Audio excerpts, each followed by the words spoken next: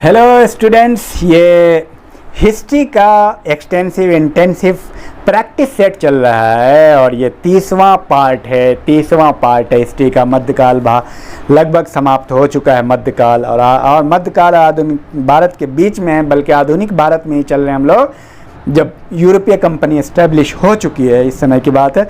ये practice set IAS, PCS, CDS, NDA, LT, TET, समूह ग, SSC, CGL, railway, banking, police, army के विद्यार्थियों के लिए बहुत ही बेनिफिशियल है।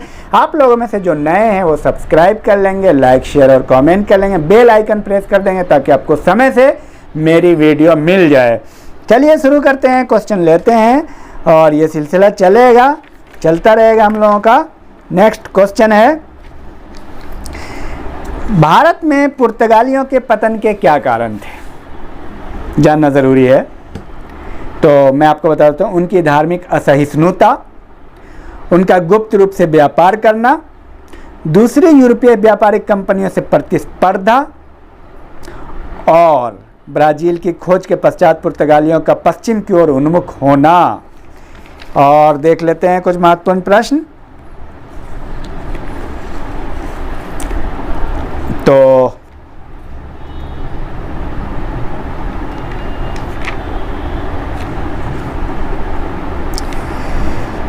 नेक्स्ट क्वेश्चन है,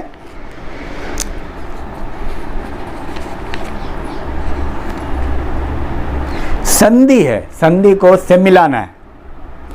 तो एक संधि है मैड्रिड की संधि। मैड्रिड की संधि 1630 में हुई है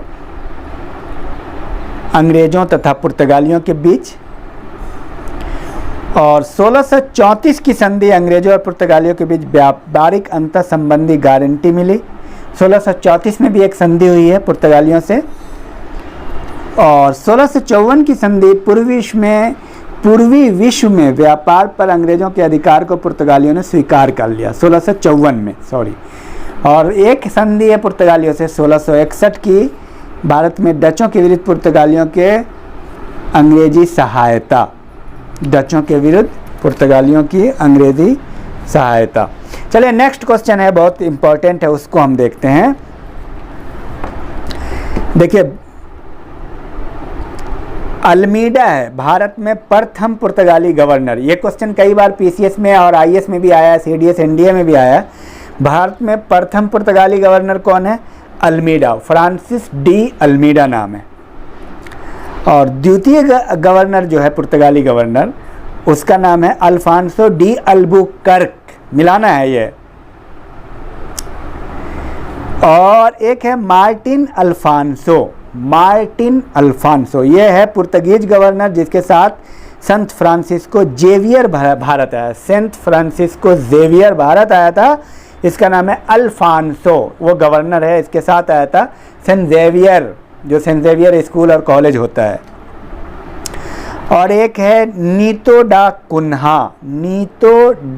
कुन्हा, ये पुर्तगीज गवर्नर है जिसने कोचीन के स्थान पर गोवा को प्रधान कार्यालय बनाया था। गोवा को अपना कार्यालय किसने बनाया था? कुन्हा ने बनाया था। तो ये बहुत महत्वपूर्ण था। नेक्स्ट, ब्रिटिश संसद ने किस वर्ष वह अधिनियम पारित किया जिसके तहत सभी अंग्रेजों को पूर्व में व्यापार करने का समान अधिकार प्राप्त हुआ? 1674। इसका सही उत्तर है 1674।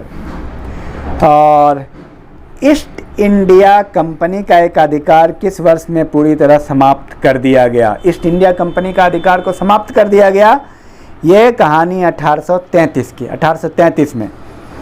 और नेक्स्ट क्वेश्चन है, भारत के, देखिए, किस यूरोपीय देश ने भारत के बजाय दक्षिण पूर्वी एशिया में अपना ध्यान केंद्रित किया? ये प्रश्न कई बार आया। डच ने अपना ध्यान दक्षिण पूर्वी एशिया के देशों में किया, इस पर आप ध्यान रखेंगे। और क्वेश्चन है कि फर्रुखसियर किसके सहयोग से मुगल बादशाह बना? थोड़ा उसको भी देख लें, आपको याद होना चाहिए। सैयद बंधु। नेक्स्ट क्वेश्चन है, मुगल साम्राज्य के पतन के लिए जिम्मेदार क्या था? मुगल साम्राज्य के पतन के लिए जिम्मेदार कौन से कारक हैं? तो चलिए देख लेता हूं कारक। तो यूरोपीय कंपनी के बढ़ते हुए प्रभाव, अयोग्य उत्तराधिकारी, पता है आपको, दरबारी षड्यंत्र, गुटबंदी, निरंतर युद्ध से उत्पन्न आर्थिक तंगी, औरंगजेब की दक्कन नीति, राजपूत नीति, धार्मिक नीति के विफलता के कारण रहे। ये सारे विफलता के मुगल साम्राज्य के पतन के ये बहुत महत्वपूर्ण कारण बने। नेक्स्ट, माप की इकाई के रूप में काठी और मानक छड़ी का प्रचलन किसने करवाया? बताइए। शिवाजी ने करवाया था। किसने करवाया? शिवाजी ने। और नेक्स्ट एक क्वेश्चन है, बहुत बेहतरीन है, उसको मैं आपको बता दूं। 1632 में एक घटना घटी थी, उसका नाम है सुनहला फरमान। सुनहला फरमान, जिसके तहत 500 पगोड़ा सालाना कर देने के एवज में अंग्रेजों को गोलकुंडा राज के बंदरगाहों में व्यापार करने की स्वतंत्रता मिली। अंग्रेजों को 1632 में सुनहला फरमान के तहत गोलकुंडा में व्यापार करने का अधिकार मिल गया, 500 पैगोड़ा सालाना देने के एवज में, ध्यान रहे। और इसी से रिलेटेड है अंग्रेजों से। 1639 में 1639 फ्रांसिस ड्रेक ने चंद्रगिरी के राजा से मद्रास को पट्टे पे लिया। मद्रास को ले लिया पट्टे पे चंद्रगिरी के राजा से 1639 में। ये आपको ध्यान रहे कि अंग्रेजों के साथ जो जो घटना घटी 1633, 1639 और 1658 में बंगाल, बिहार, उड़ीसा तथा कोरोमंडल तट के सभी बस्तियों को फोर्ट सेंट जॉर्ज के अधीन किया गया। बंगाल, बिहार, उड़ीसा और कोरोमंडल तट के सभी बस्तियों को फोर्ट सेंट जॉर्ज के अधीन किया गया। और 1651 में 3000 रुपये के निश्चित वार्षिक कर के बदले ईस्ट इंडिया कंपनी को व्यापार का विशेषाधिकार प्राप्त हो गया। 1651 में 3000 रुपये के निश्चित वार्षिक कर से ईस्ट इंडिया कंपनी को पूरे देश में व्यापार का अधिकार प्राप्त हुआ, विशेषाधिकार। तो ये ध्यान रहे क्योंकि ये मिलाने वाला था, तो हमने आपको बता दिया है। और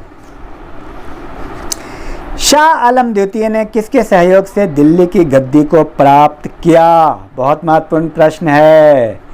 आपको बताया था इलाहाबाद में जाकर के शाह आलम द्वितीय को रखा गया था। वो किसके सहयोग से दिल्ली की गद्दी फिर प्राप्त किया?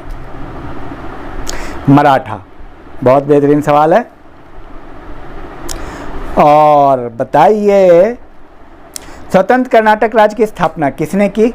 5 सेकंड में उत्तर कीजिए, पहले भी गुजर चुका है। सादतुल्ला खां।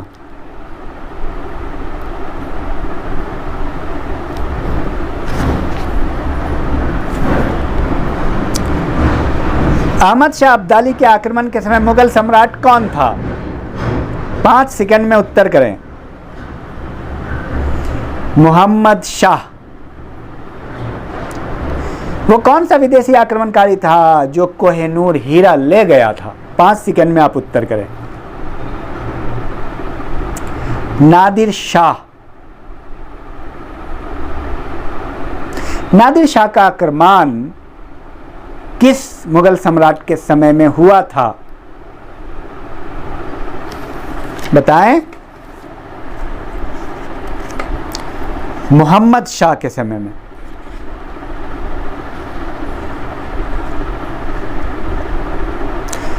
शिवाजी का अंतिम सैन्य अभियान कौन सा था? 5 सेकंड में उत्तर करें। कर्नाटक अभियान। वो कौन सा मुगल सम्राट था जिसने उर्दू के प्रचार प्रसार के लिए दक्षिण के प्रसिद्ध कवि शमसुद्दीन वली को अपने दरबार में आमंत्रित किया? मोहम्मद शाह। 1616 में शिवाजी ने सर्वप्रथम किस किले पर अधिकार किया? सर्वप्रथम 1616 में किस किले पर अधिकार किया शिवाजी ने? तोरन है वो किला का नाम। नेक्स्ट, जावली के किले पर अधिकार के बाद शिवाजी की सैन्य क्षमता एवं आर्थिक स्थिति काफ़ी सुधर गई। शिवाजी ने रायगढ़ को कब अपनी राजधानी बनाई? बहुत बेहतरीन प्रश्न है।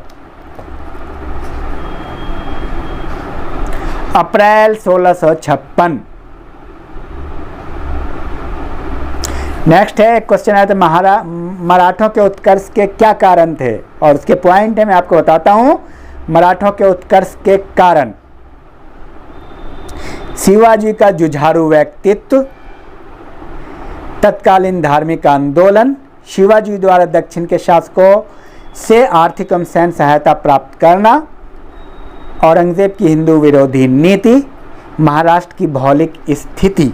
ये सब शिवाजी के उत्थान के कारण थे। किस मुगल शासक ने शराब और भांग पर प्रतिबंध लगाया? औरंगजेब।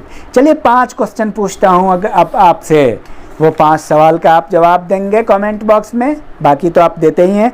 जहांगीर ने किस सिख गुरु को खुसरो की सहायता करने के आरोप में फांसी पर चढ़ा दिया था?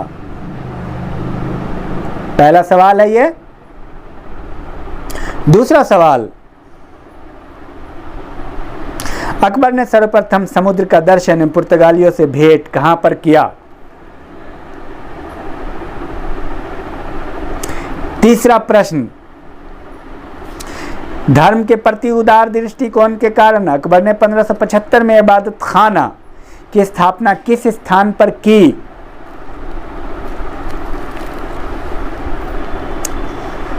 चौथा प्रश्न, 25 अप्रैल 1658 को धर्मठ के युद्ध में औरंगजेब ने दारा को पराजित किया। अपनी इस विजय स्मृति के बाद औरंगजेब ने किस नगर की स्थापना की? चौथा प्रश्न, मोहतसिब की नियुक्ति किस मुगल बादशाह ने की?